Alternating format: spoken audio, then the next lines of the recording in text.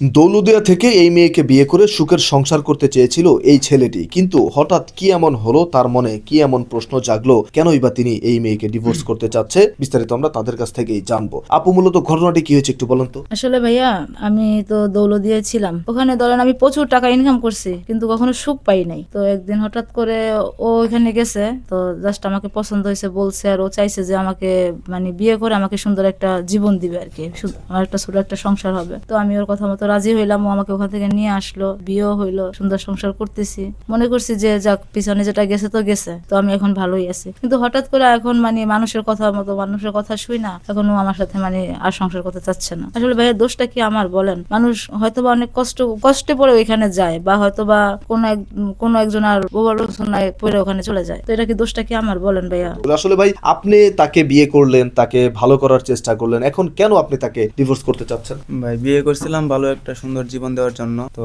বাড়িতে মনে করেন আশেপাশের মানুষ অনেক কথা বলে, যেটা আমাদের প্রতিনিয়ত হয় বাংলাদেশের মধ্যে। তো মানুষের কথাগুলো আর আমি নিতে পারতাছি না। কি বলে মানুষ, কি টাইপের কথা বলে যেটা আপনি নিতে পারতেছেন না? যে কাশ বাংলায় বলতে গেলে বলে যে একটা নড়ি বিয়া করে আনছে, পতিতার একটা কাঙ্কি আনছে, একটা মাদার সুদেটা, মানে এরকম ভাই মাইন্ড করেন না, মানে এরকম যেমন বলে আর কি, যে এর মধ্যে কি কোনো বিবেক বুদ্ধি আছে?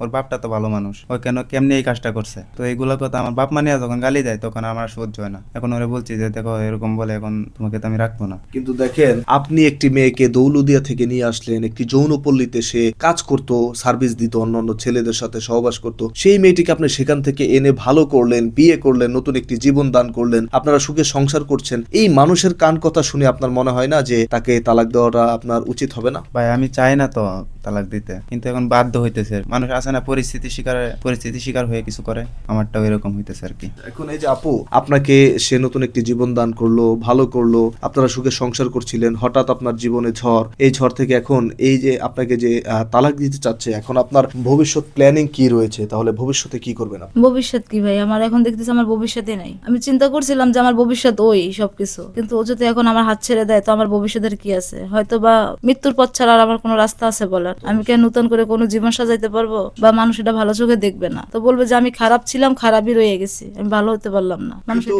আমরা যতটুকু জানি, যারা দৌলতদিয়ায় থাকে তাদের মধ্যে কোনো মন মানসিকতা থাকে না, ভালোবাসা থাকে না, তারা কোনো মানুষের কাতারেই পড়ে না। কিন্তু আপনি সেই দৌলতদিয়ার একজন যৌনপল্লীর একজন মেয়ে হয়ে আপনি তাকে কতটুকু ভালোবেসেছিলেন আসলে? ভাইয়া, এটা আপনি ভুল বলছেন। প্রত্যেকটা মানুষের ভিতরে ভালোবাসা বলতে একটা জিনিস থাকে, কে বলছে থাকে না? হয়তোবা আমি যেগুলা করছি ওরা আমার মানে ইচ্ছার বিরুদ্ধে করছি, নিজেকে বাঁচানোর জন্য। তো আমি তো ওটা ইচ্ছাকৃত ভাবে করি না, বা ওদেরকে ভালোবেসে এরকম কোনো কিছু করি নাই। ভালোবাসা একবারই হয় মানুষের লাইফে। মানে আমার যেটা প্রশ্ন ছিল যে আপনি তাকে কি পরিমাণ ভালোবাসেন, সে আপনাকে ছেড়ে গেলে আপনার করণীয় কি? না ভাইয়া, ও আমাকে ছেড়ে চলে যদি যায়, তো আমি কখনো বাঁচতে পারবো না, এটা হচ্ছে মেন কথা।